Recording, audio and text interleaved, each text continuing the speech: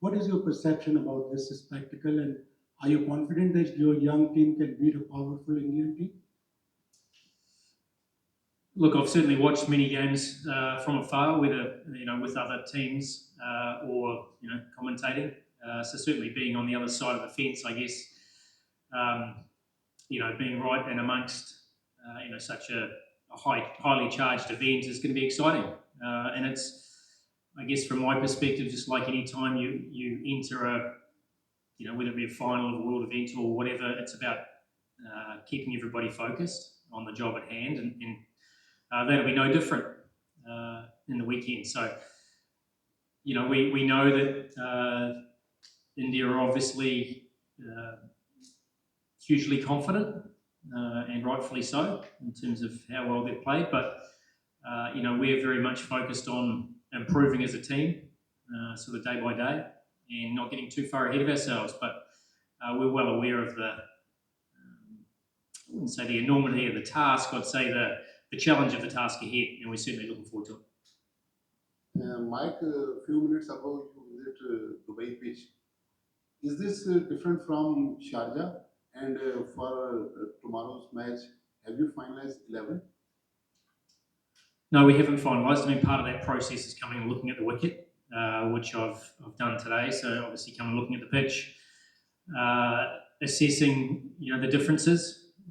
We've played here a bit before, very different than Sharjah in terms of the abrasiveness of the grass. So we know the conditions pretty well. We obviously saw a little glimpse of it last night. We're playing on the same surface tomorrow, so very much looking forward to that. And I think within our squad we've got the balance to deal with that. We've got plenty of multi-skilled players which give us a bit of flexibility. Hi, Mike. Just want to know from the Tri-Nation series, the template that you followed, the spinners doing so well. Do you think come Sunday the battle will be between the wrist spinners like Sufyan Mukim and Abrar on one side, Chakravarti and Kuldeep on the other side? Like they hold the key, the couple of wrist spinners of both sides? Look, I don't think you can expect that this pitch is going to spin like it did in Sharjah. And even yesterday, when Kuldeep bowled, it didn't spin a huge amount. So I think, whenever you've got wrist spinners like that, it doesn't really matter about the surface as much. I guess the beauty of our side is we've got 5 spinners. We've got Mohammad Nawaz, who's the best spin bowler in the world at the moment, and he's been ranked that way over the last 6 months since he's come back in the side. And obviously we've had Abrar and Sufyan do as well as he has. Saim Ayub's now in the top 10 all-rounders in the world. So obviously that comes on the back of his improved performance with the ball. And Salman Ali Agha's hardly bowled, and he's obviously the test spinner for Pakistan. So, we've got a lot of spin bowling options if we think conditions suit that. If we don't, we've got 5 seamers as well who allow us to either go for airspeed or change of pace or reverse swing depending on what we think the surface will provide. Mike, just 2 parts. One is, are you confident about the batting? Because and I'm talking about obviously the Oman game and the India game. The way we saw, there was a lot of discussion about that. Should Mohammad Haris be there or not in the lower order? And then the way inconsistency being shown by Said Zala and Saim. And then you have someone like Hesson Nawaz who's coming up with a good performance in the past, but now again not doing well in the tri series, except that one game. So are you confident with the batting? And the second thing is, there is a school of thought which is saying that Pakistani batters, most of them, are not reading it from the hand. Are you concerned about that? Apart from the captain Salman Ali Agha and Mohammad Nawaz, apart from that, they are not able to pick up with the hand from the hand of the spinners. Look, I'll answer your first question. I really don't know where that's come from and who would make that assessment.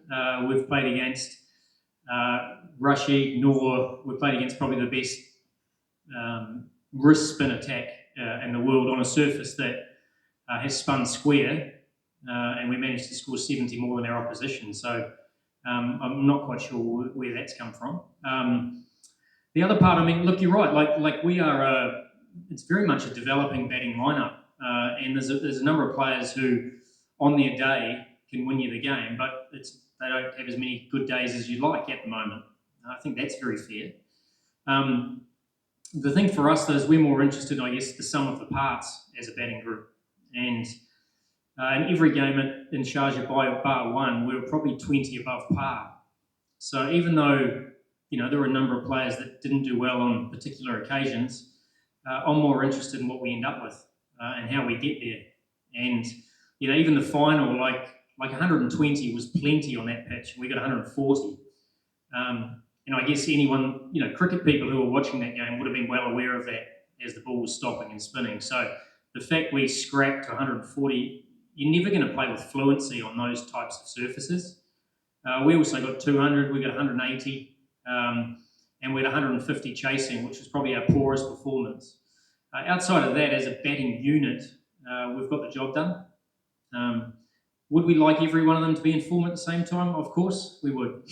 And I guess the chance playing out here, and it certainly looks like it's going to be a pretty good pitch, is for a few of those guys to find some form and play an innings that we know they can play. Hi, Mike.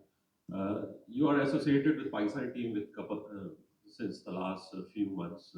So, what did you learn from the Pakistani boys? Any Urdu, Punjabi, Pashto language?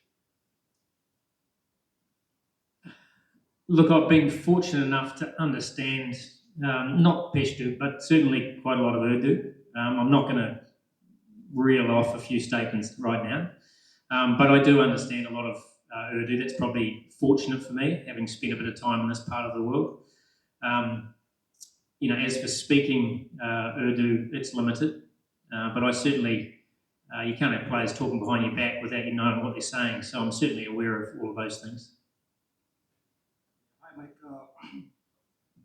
You publicly spoke about the deficiencies in game of Babar and Misbah. Just keep the mic close. So, nowadays coaches don't really talk publicly about the weakness of players. So, where did you draw that courage from, and why are you so direct about it?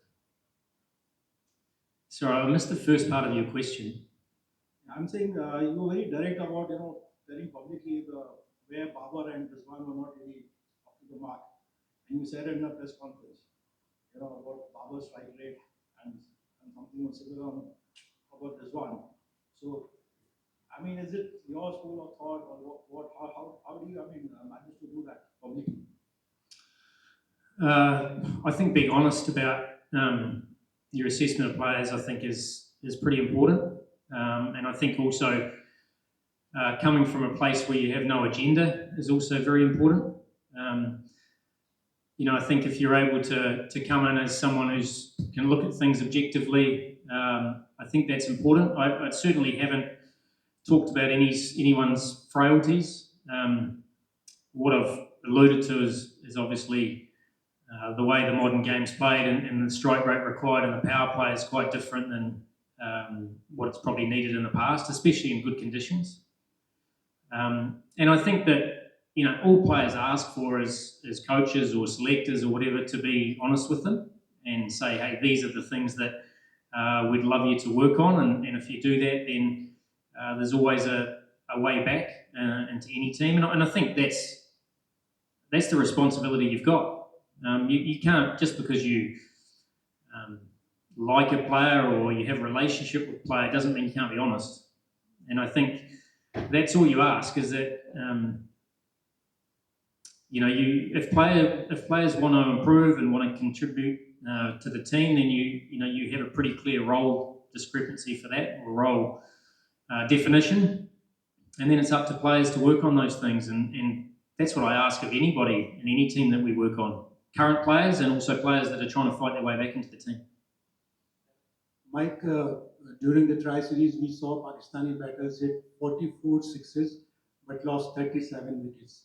Are both these factors, you think, good enough for progress of this team? As I said, I'm more interested in the sum of the parts. So what does the team actually achieve that particular